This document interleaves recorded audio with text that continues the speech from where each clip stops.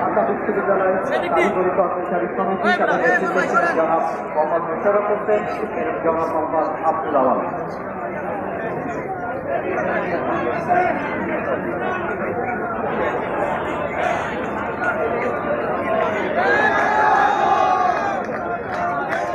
ঢাকা বিশ্ববিদ্যালয়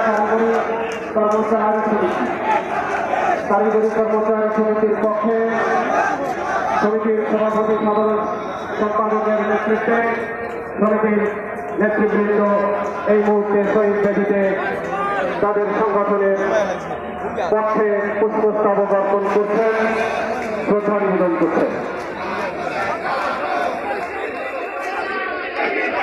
পিছনে রয়েছে গারো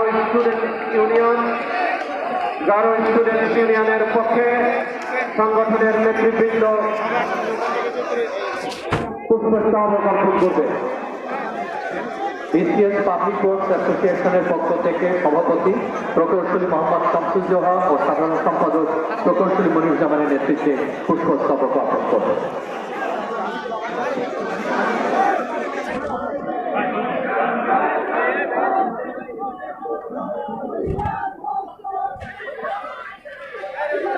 আমরা বিনয়ের সঙ্গে অনুরোধ করব শ্রদ্ধা নিবেদন শেষ